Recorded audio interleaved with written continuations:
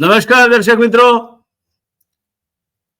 રાજનીતિમાં તારા મૈત્રકો પણ રચાય છે, પ્રણય ત્રિકોણ પણ રચાય છે અને બર્મુડા ટ્રાયેંગલ પણ રચાય છે.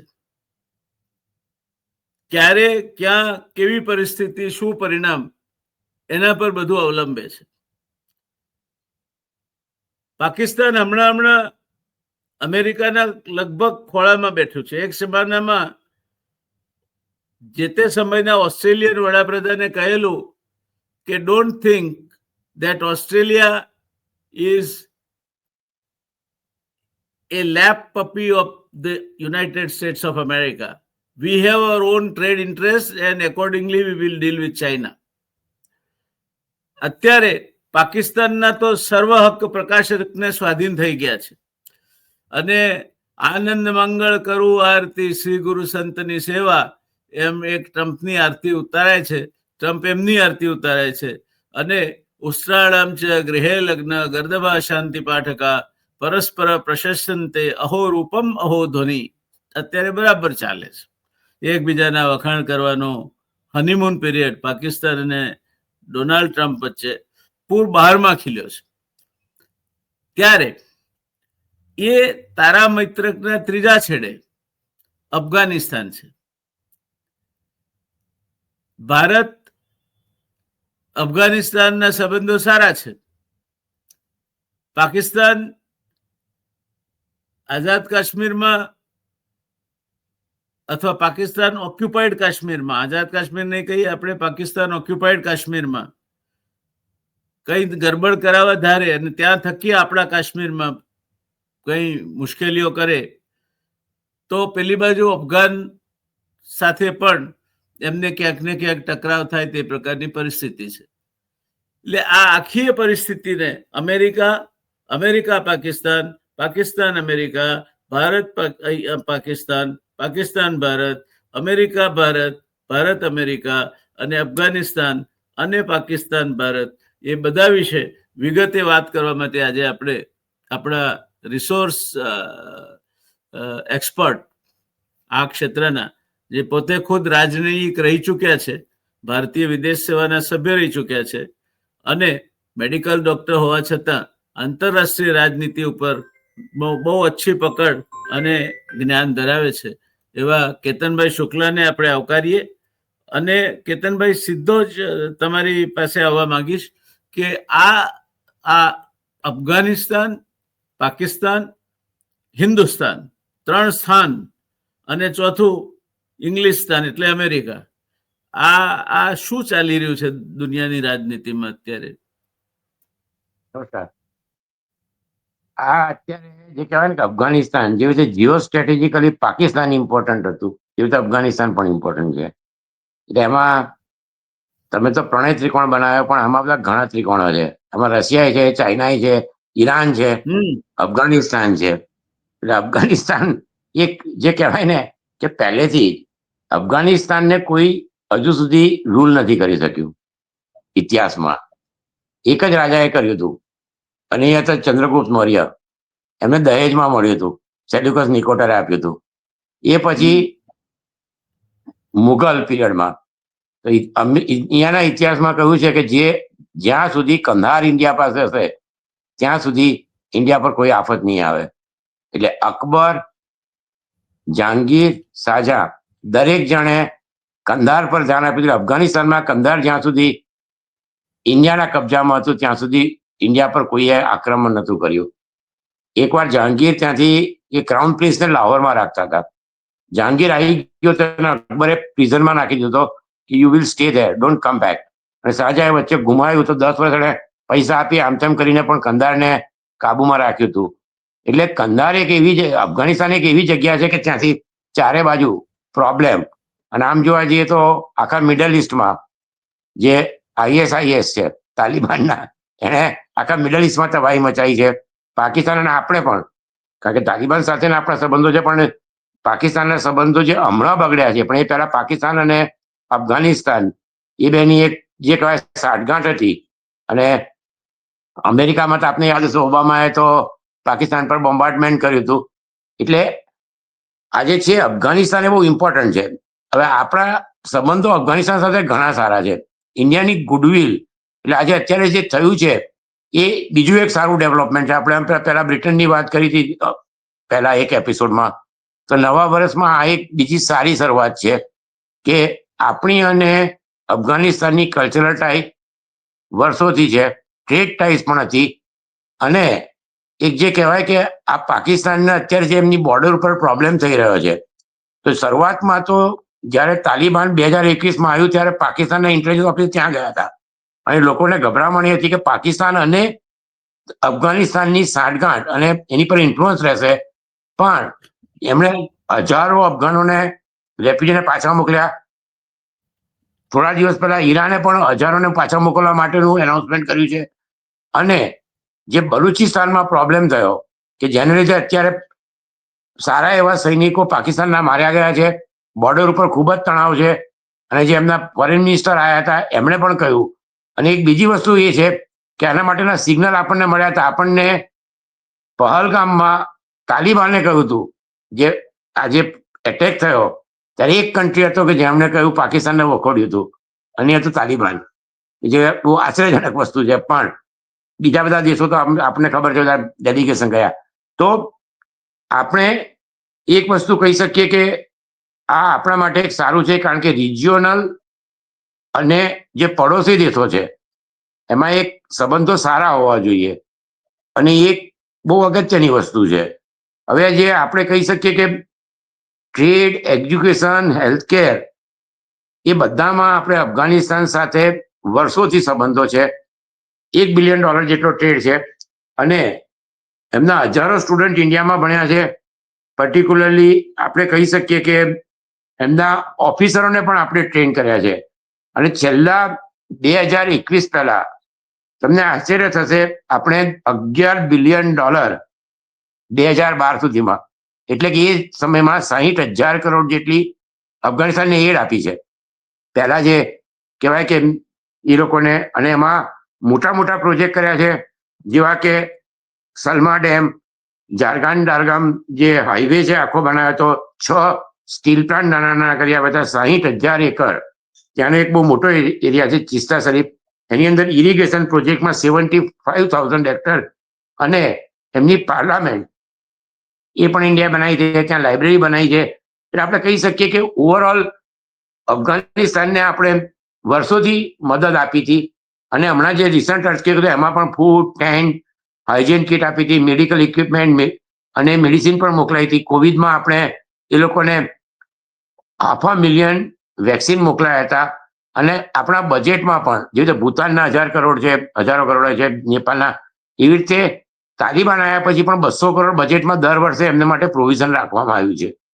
એટલે 2021 પછી અત્યાર સુધીમાં ટોટલ $3 બિલિયન આપણે અફઘાનિસ્તાનને, એટલે આપણે કહી શકીએ કે સબ રિજિયનમાં સૌથી વધારે એડ જો કોઈ આપ્યો હોય તો એ ઇન્ડિયા છે.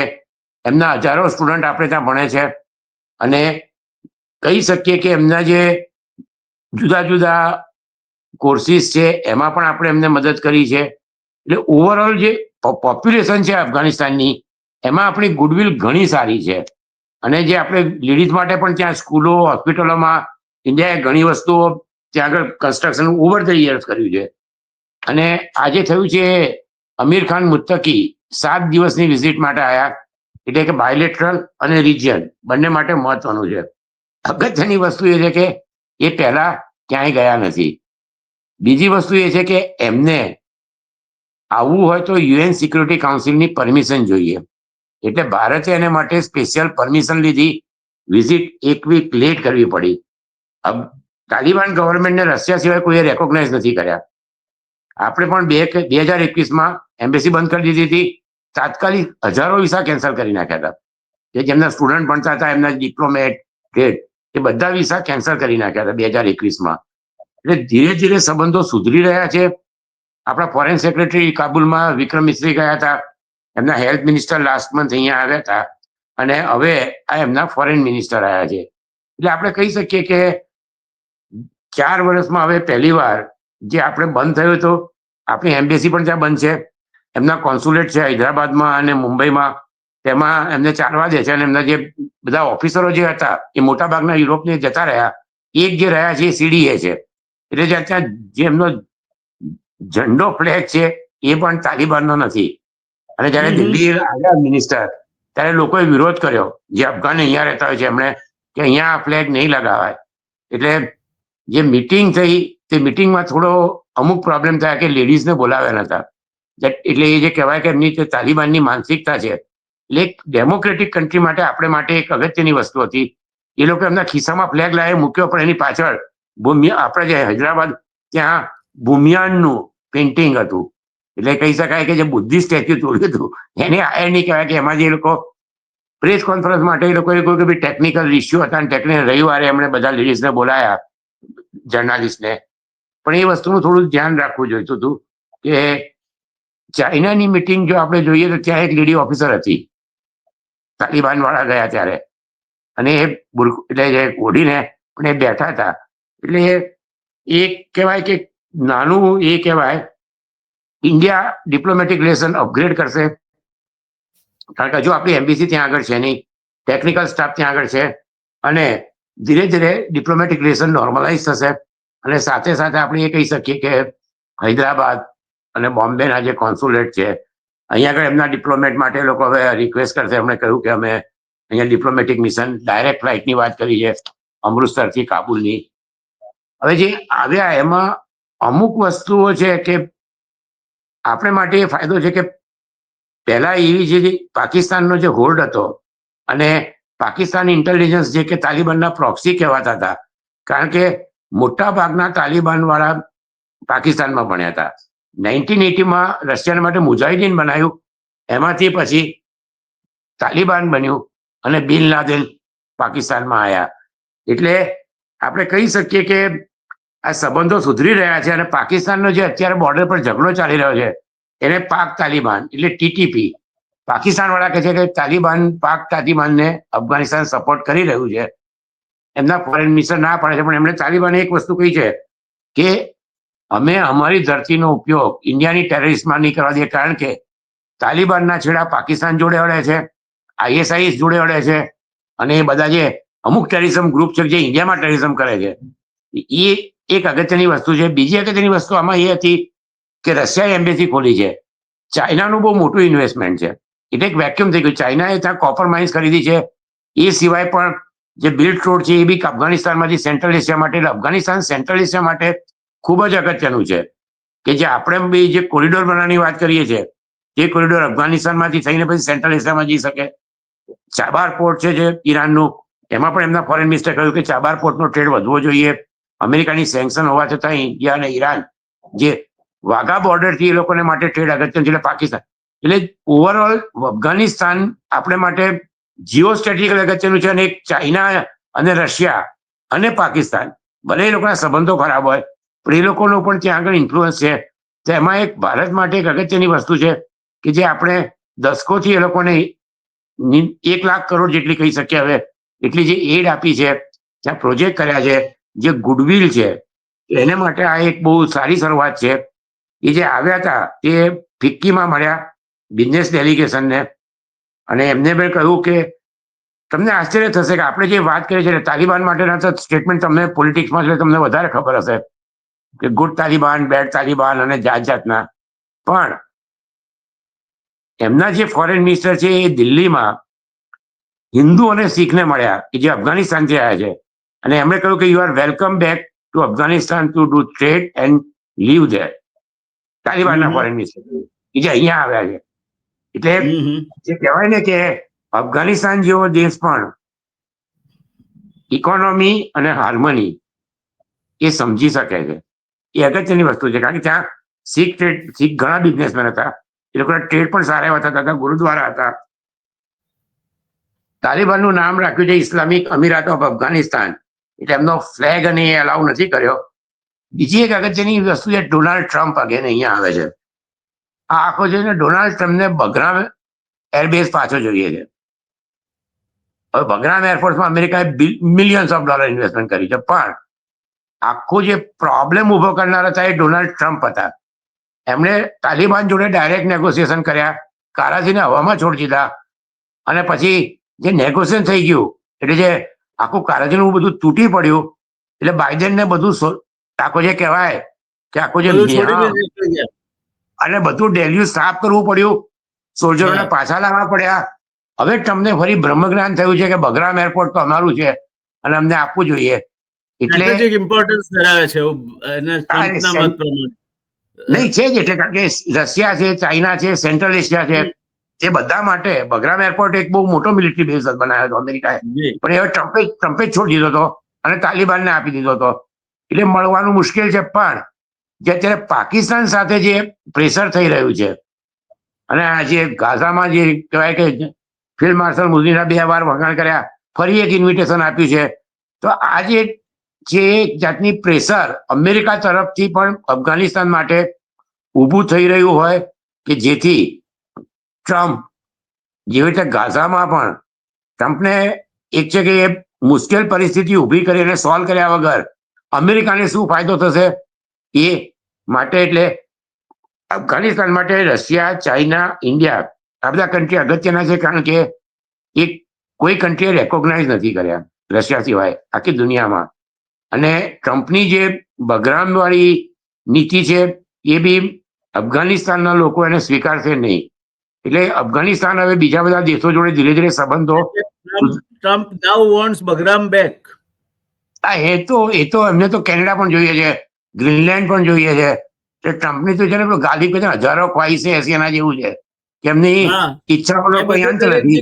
એની મરજીમાં આવે ત્યાં એને બાંગ્લાદેશમાં પણ પેલા આઇલેન્ડ સેન્ટ માર્ટિન આઇલેન્ડ જોયે છે. પછી એમને ગાઝામાં હોટલ બનાવી છે. સમજૂતી થઈ ગઈ છે સેન્ટ માર્ટિન માટે. તો એ તો બીજાના ટાઈમમાં થઈ ગયું હતું કે મોટે ભાગે, પણ એમને ગાઝામાં હોટલો બનાવી છે.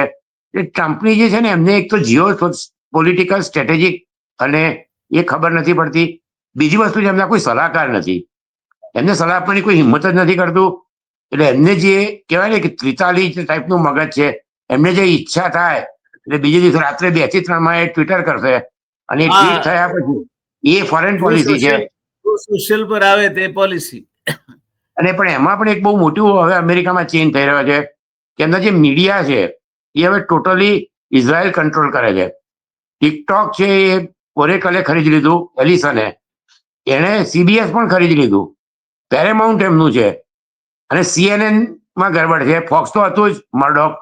એટલે જે મેઇન મીડિયા છે આખું, એ મેઇન મીડિયા કમ્પ્લીટલી નાથાનિયાહુ, એ લોકો નાથાની જોડે સંબંધ સારા છે દરેક જણના, પર્સનલ સંબંધો છે.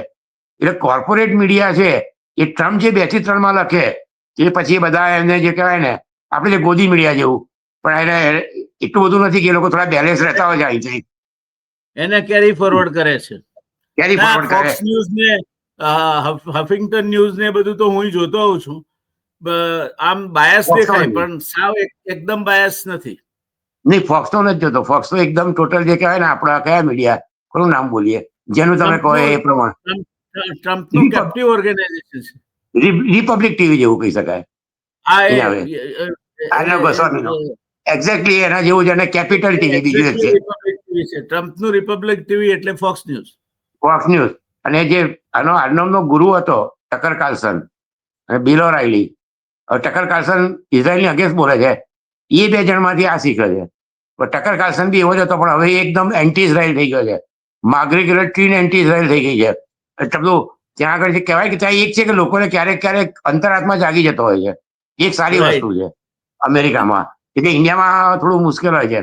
હવે આજે વિઝિટ થઈને એમાં એક બીજી અગત્યની, અર્નબ ગોસ્વામીને તો અંતરાત્મા છે જ નહીં, એટલે જાગતો હોય એવું લાગતું નથી. નહીં, એ તો જે કહેવાય ને આંખો પરથી ખબર પડી જાય છે. તમે ધ્યાનથી જોશો અને કોઈ મેડિકલ ડોક્ટરને પૂછશો તો એ એમનું દેખાઈ આવે છે. એનું જે કહેવાય ને કે એકદમ ક્લિયર છે. એક્સાદ જેવું છે. એક્સાદ બહુ દારૂ પીતા હતા. અમેરિકાના જે ડિફેન્સ મિનિસ્ટર છે, સેક્રેટરી, એમને બહુ ગરબડ થાય છે.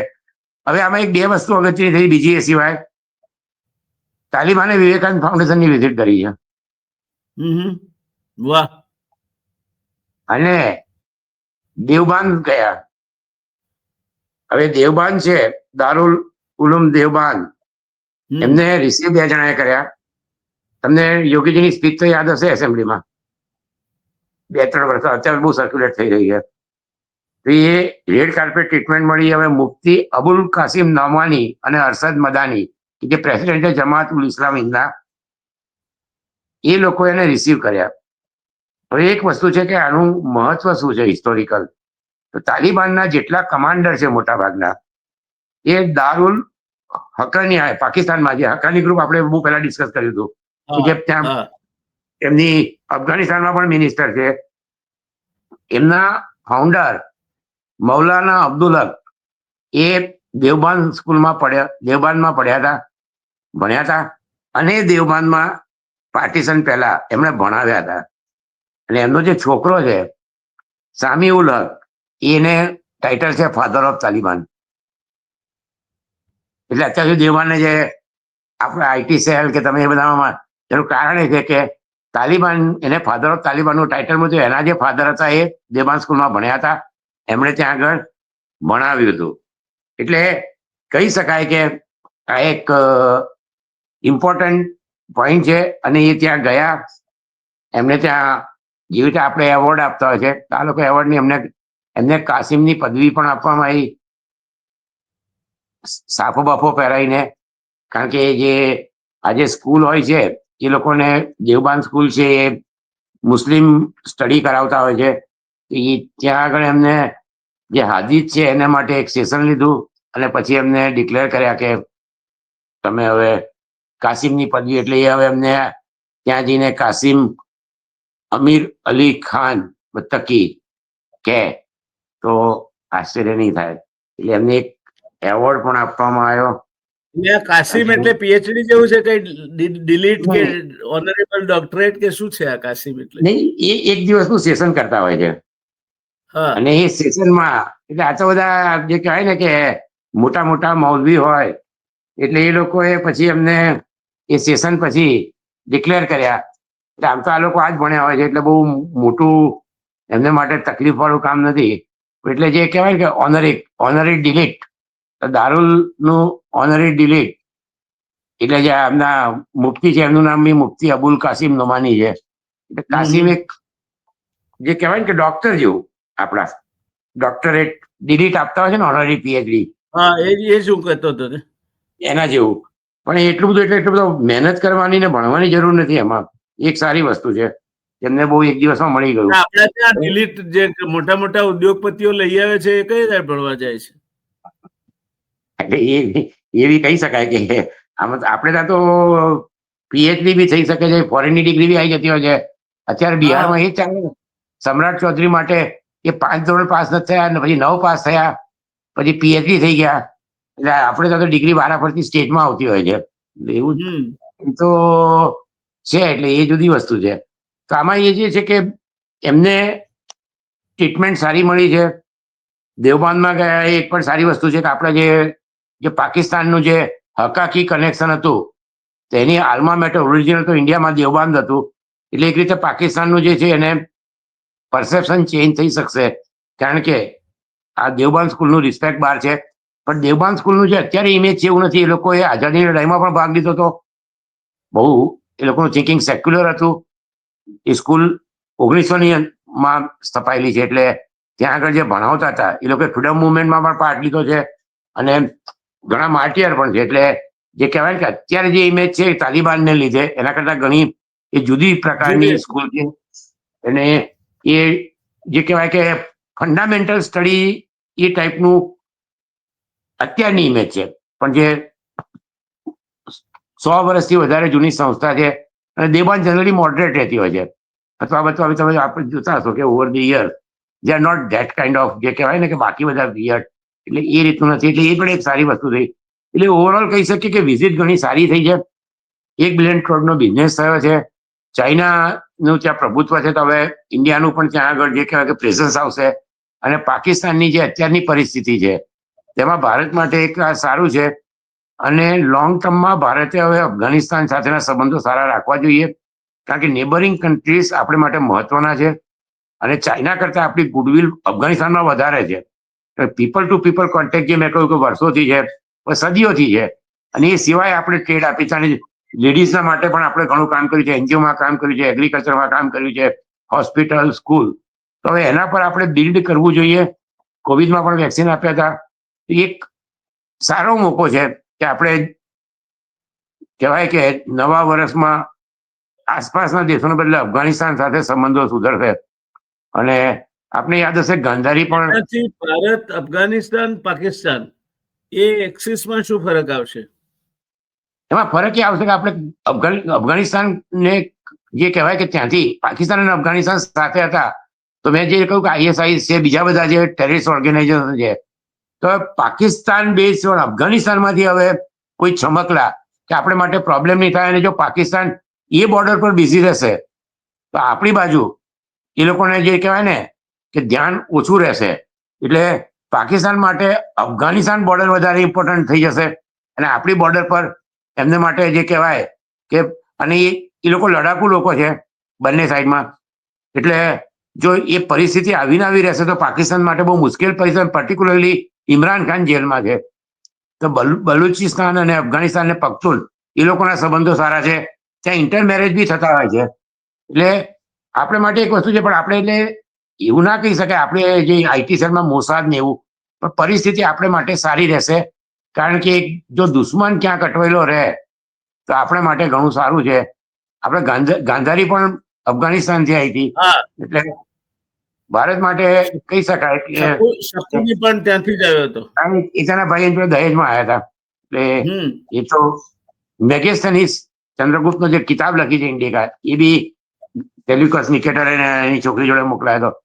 એટલે અફઘાનિસ્તાનનો જે કહેવાય કે ઓવરઓલ રણજીત સિંહ બી કંટ્રોલ કરતા હતા ત્યારે પણ સારું રહ્યું હતું. એ કોઈનો ત્યાંથી હતો, એટલે શીખો ત્યાં આગળ છે. એટલે મને લાગે છે કે અફઘાનિસ્તાન સંબંધો સુધરશે. એવી જ રીતે આપણે બાકીના આડોશ પડોશના દેશો જોડે બી ધીમે ધીમે પહેલાની જેમ સંબંધો સુધારવાનો પ્રયત્ન કરવો જોઈએ. કારણ કે હવે પાકિસ્તાનની જે નવી પોલિસી છે એમાં આપણે માટે સારો એવો સ્કોપ છે. અને ચાઇના જે મેં કહ્યું કે ટેમ્પરરી છે. અમેરિકામાં જો ટ્રમ્પની જે ફોરેન પોલિસી ચેન્જ થશે તો પછી ભારત માટે બાકીના જે પડોશી દેશો છે એમાં ઘણો મોટો એક ઓપોર્ચ્યુનિટી ઉભી થશે. ટૂંકમાં એમ કહી શકાય કે આપણે એક સમયે એવી પરિસ્થિતિની કલ્પના કરતા હતા કે બાંગ્લાદેશ ભારતની વિરુદ્ધ જાય અને ચાઇના એ જો પાકિસ્તાનની તરફેણમાં એક નવો ફ્રન્ટ ઉભો કરે તો આ બાજુ હવે પાકિસ્તાનને પણ બીજી બાજુ ધ્યાન આપવું પડે અને સળગે, તે પ્રકારની પરિસ્થિતિનું નિર્માણ થયું છે અફઘાનિસ્તાનના કારણે. એ ભારત માટે પરિસ્થિતિ ફાયદાકારક છે. ફાયદાકારક છે. અને જે કહેવાય ને કે એ પણ એક મુસ્લિમ આરબ કન્ટ્રીમાં ને મુસ્લિમ કન્ટ્રીઓમાં અફઘાનિસ્તાન એમનું એક કહેવાય ને કે જે ઈરાનની જેમ બધું ફેલાયેલું છે. એટલે અફઘાનિસ્તાન એક એવો કન્ટ્રી છે કે જ્યાંથી ગમે દેશ માટે મુશ્કેલીઓ ઊભી થઈ શકે. કારણ કે ISIS આખું જે કહેવાય કે બધું પરિસ્થિતિ ખરાબ કરી નાખી હતી. તો એ જે અને પર્ટિક્યુલરલી એમને જે ટાઇટલ આપ્યું છે કે હાદિત અને કાશ્મીરનું ટાઇટલ આપ્યું, એટલે જે પાકિસ્તાન અને ઇન્ડિયા વચ્ચે ઇન્ફ્લુઅન્સ છે એમાં હવે અત્યારે હાલ પૂરતી ઇન્ડિયાની ઇન્ફ્લુઅન્સ વધારે રહેશે. અને એમ્બેસી હશે તો ચાઇના, એટલે બીજા આપણે જે પ્રોજેક્ટ કરીએ છીએ એક સારા જો પ્રોજેક્ટ માઇનિંગના ને એના ઇન્ડિયા મેળવે તો એ પણ ઇન્ડિયા માટે કંઈક રેર અર્થ છે, ગોલ્ડ છે, એક ઇન્ડિયા માટે એક સારી ઓપોર્ચ્યુનિટી છે. અને આપણે કહું કે 1,00,000 કરોડનું આપણે આટલા વર્ષોથી ઇન્વેસ્ટ કર્યું છે, તો હવે એક હાઈ ટાઈમ કે we should try to gate return. અને એક પ્રેક્ટિકલ એટલે જે કહેવાય ટ્રાન્ઝેક્શનલ ફોરેન પોલિસી, એ ટ્રમ્પનો વર્ડ છે, આપણે ખરાબ વર્ડ નથી, અમુક વખતે સારો કહેવાય. એટલે એ આપણે કરવું જોઈએ. તો એક સારી, આ બીજા એક સારા સમાચાર છે. અને આશા રાખીએ કે નવા વર્ષમાં બીજા 3-4 સારા સમાચાર, યુરોપિયન યુનિયન જોડે ટ્રેડ એગ્રીમેન્ટ થઈ જાય અને ટ્રમ્પ થોડા શાંત થઈ જાય તો ભારત માટે આવતું વર્ષ સારું રહેશે. ટ્રમ્પ બદલાય તેવું લાગે છે? શાંત થાય એવું લાગે છે? નહીં, ટ્રમ્પ તો બદલી નહીં શકે. ટ્રમ્પને કોઈ બદલી શકે નહીં. પણ એક વસ્તુ છે કે બદલે એટલે એમનો સ્વભાવ બદલાય. ના ના ના ના, પ્રાણ અને પ્રકૃતિ સાથે જાય. એટલે આપણે જોઈએ છે ને બધા ઇન્ડિયામાં, બધે એટલે દુનિયામાં. એટલે ટ્રમ્પ બદલાવાના નથી, પણ ટ્રમ્પની પરિસ્થિતિ બદલાશે. એક તો એમની ઇકોનોમી ખાડે ગઈ છે, એમના બોન્ડ પણ નથી વેચાતા જે શોર્ટ ટર્મ $100 બિલિયન છે. ઇન્ફ્લેશન વધતું જાય છે, અનએમ્પ્લોયમેન્ટ વધતું જાય છે. અને ફોરેન એક્સચેન્જ રિઝર્વ જે બાકીના કન્ટ્રી છે, ચાઇના, જાપાન ને બધા ઘટાડી રહ્યા છે. એટલે ગોલ્ડની પ્રાઇસ વધવાનું એક કારણ એ છે કે મોટાભાગના કન્ટ્રી ગોલ્ડ ખરીદી રહ્યા છે ફોરેન એક્સચેન્જ રિઝર્વ તરીકે. એટલે એ પરિસ્થિતિમાં એમનો જે એક્સપોર્ટ, એમનો જે ફાર્મિંગ સેક્ટર છે એ ખાડે ગયું છે. અને મેં જે કહ્યું કે કોંગ્રેસમાં કદાચ એપ્રિલમાં જે એક બાય ઇલેક્શન છે, જે મેજોરિટી જતી રહી, તો પછી ટ્રમ્પ માટે રાજ્ય કરવું મુશ્કેલ છે. આપની યાદ હશે કે પેલોસીએ 2 વર્ષ એમને ચણા ચવડાયા અને હાલત ખરાબ કરી નાખી છેલ્લા 2 વર્ષ. એ જ પરિસ્થિતિ ફરી ઊભી થશે તો પછી આખી દુનિયામાં એક શાંતિ થશે. ટ્રમ્પ ત્યાં આગળ જે અવાજ કર્યા કરશે, પણ એને લીધે બાકીની દુનિયામાં ઓવરઓલ બહુ એટલા બધી પરિસ્થિતિ એની થાય. કારણ કે કોંગ્રેસ અત્યારે એમની પાસે કોંગ્રેસ, સેનેટ અને 3 વસ્તુ છે. પણ ટ્રમ્પના 2 કોંગ્રેસમેને જાતે રાજીનામું આપી દીધું છે ટ્રમ્પ પહેલા. તમારે નથી આ જાતનું. સાથે જે કહ્યું ને કે Munir is poodle of Trump, Trump is poodle of Putin અને Putin is poodle of Xi. આખું તો જે કહેવાય ને આખું વિશિયસ સર્કલ જેવું થઈ ગયું છે. અને એમાંથી એક કોંગ્રેસમાં મેજોરિટી જશે. બીજું એક ઇલેક્શન ઇમ્પોર્ટન્ટ ન્યુયોર્કનું છે, મમદાની લીડ કરે છે, મોટે ભાગે જીતી જશે. તો પછી ડેમોક્રેટિક પાર્ટીમાં પણ બહુ મોટા ચેન્જીસ આવશે કે જે સારા હશે. એટલે 2-3 વસ્તુ અમેરિકામાં એપ્રિલ સુધીમાં થશે જે બહુ ઇમ્પોર્ટન્ટ છે. અત્યારે મમદાની જીતી જાય એવું લાગે છે. 100%. કારણ કે એ What બધામાં kind of આગળ છે. change it will bring to US politics? એના લીધે એ થશે કે જે એમના જે જુઇશ ઇન્ફ્લુઅન્સ છે આઈપાકની, કે જે ડોનેશન આપે છે, એ ડેમોક્રેટિક પાર્ટીને બી કંટ્રોલ કરે છે. એટલે જે સેનેટનો માઇનોરિટી લીડર છે સુમર અને કોંગ્રેસનો હકીમ જાફરી, બંને એને સપોર્ટ નથી કરતા. એ લોકો હજુ સુધી ટેકો જાહેર નથી કર્યો. અને ન્યુયોર્કની મેયર, ગવર્નરે હમણાં કર્યો. એટલે જે આ બધા જે વર્ષોથી જેને બંને પાર્ટીને પૈસા આપે છે, એટલે આમાં એવું છે કે જે ઇઝરાયલને ફંડિંગ થાય છે $8 બિલિયન, $10 બિલિયન રીતે, એમાં કોંગ્રેસમાં ડેમોક્રેટિક અને રિપબ્લિક પાર્ટી બંને સાથે મળેલી છે. અને ડેમોક્રેટિક પાર્ટીના જે છે એ એટલે મેચ ફિક્સિંગ છે, બંને વચ્ચે મેચ બંને ફિક્સિંગ છે. મિલિયન્સ ઓફ ડોલર ડોનેશન છે. અને એ લોકોને ઇઝરાયલ પણ લઈ જતા હોય છે. એટલે આમાં પરિસ્થિતિ એ છે કે જે જૂ 18 થી 40 વર્ષના છે એમાં 70% ગાઝા જીનોસાઇડને ઓપોઝ કરે છે. અને મમદાનીને એ યુગાન્ડાના છે, શિયા મુસ્લિમ છે, તો એમને 60% વધારે વોટ જૂના મળે છે ન્યુયોર્કમાં. કારણ કે ન્યુયોર્કમાં જૂ બહુ પાવરફુલ છે. અને એ જ રીતે બાકી બધા જે યંગ, જે મોટાભાગના છે ડેમોક્રેટ, એ પણ સપોર્ટ કરે છે. અને બાકી તો જે બધું હોચપોચ છે તો કરે છે. એટલે ડેમોક્રેટિક પાર્ટીમાં એવી પરિસ્થિતિ છે અત્યારે કે આગળ ઉપર જે સિટિંગ સેનેટર છે અને કોંગ્રેસમેન છે, એ પ્રાઇમરીમાં જેવી રીતે કુમો હારી ગયા એવી રીતે હારી શકે. અને જે એની જે પોલિસી છે સોશિયાલિસ્ટ છે, એટલે કે લેફ્ટિસ્ટ તો ના કહેવાય, પણ સોશિયાલિસ્ટ. એટલે આપણે કહીએ કે બધાને એફોર્ડેબિલિટી, ઘર આપવા છે. તો પછી જે આ કોર્પોરેટ સેક્ટરનો હોલ્ડ છે અમેરિકામાં, બંનેમાં, કોંગ્રેસ અને સેનેટમાં, બાઇડન પર, હા, તો એ હોલ્ડ જતો રહેશે. અને આખી જે કહેવાય કે ઓવરઓલ જે પાર્ટી છે ડેમોક્રેટિક, એમાં બહુ મોટા ચેન્જ આવશે નહીં. ડેમોક્રેટિક પાર્ટીમાં ચેન્જ આવશે, એ આખી દુનિયા માટે સારું હશે. That is a good thing. એટલે we are heading towards a good future unless Trump spoils it. હા, હવે આગળ જતા તો આમાં ગમે હોય પણ ડેમોક્રેસી સારી જ હોય છે. ભલે એના બધા પીટફોલ હોય. અને યુરોપમાં પણ ઇકોનોમી ખરાબ થાય ત્યારે ડેમોક્રેસીમાં અગેન્સ્ટ લોકો બોલવાનું શરૂ કરતા હોય છે. પણ ઓવરઓલ જોવા જઈએ તો કોઈ પણ કન્ટ્રીમાં ડેમોક્રેસી સારી છે. કોઈ રશિયા કે ચાઇનામાં સેટલ થવા નહીં જાય. ચાઇનાએ કે વિસા કાઢ્યા છે, પણ મને નથી લાગતું સુધી કોઈ 5,000 માણસે પણ એપ્લાય કર્યું હોય. That is one point which we should discuss. K versus H1B. હા, એ આપણે, તમે કહેજો ને મને ગમે ત્યારે. So I think આ મુદ્દા ઉપર તો આથી વિશેષ કઈ અત્યારે છે નહીં. આપણે એમ કહી શકીએ કે અફઘાનિસ્તાનનું ભારતની નજીક આવવાનું જે અત્યારનું વલણ છે, તે વલણ ભારતને પાકિસ્તાન સામે જરા વધારે મજબૂતાઈ આપે છે. અને લાંબા ગાળે એ સારું પુરવાર થશે એવું અત્યારે કહી શકાય. એટલે એક વસ્તુ ધ્યાનમાં રાખવી પડશે, કેટલું બેલેન્સ અને ક્યાં સુધી જવું જોઈએ. કારણ કે તાલિબાન છે, એટલે જે કહેવાય ને કે should be a very conscious approach. એ હંમેશા ઇન્ડિયાએ ધ્યાન રાખવું પડશે. નહીં તો એના ભયસ્થાનો શું ઉભા થાય? હા, એ તો પછી આ તો તાલિબાન છે. એ ક્યારે કઈ બાજુ જાય એનું કોઈ ઠેકાણું નહીં એનું પાકિસ્તાનની જેમ. હમ. કારણ કે અંદર they are એટલે- fundamental government. ત્યાં લેડીઝને કોઈ હાયર સેકન્ડરી કે કોલેજમાં ભણવાનો અધિકાર ન હોય. It's a basically fundamentally state medieval type.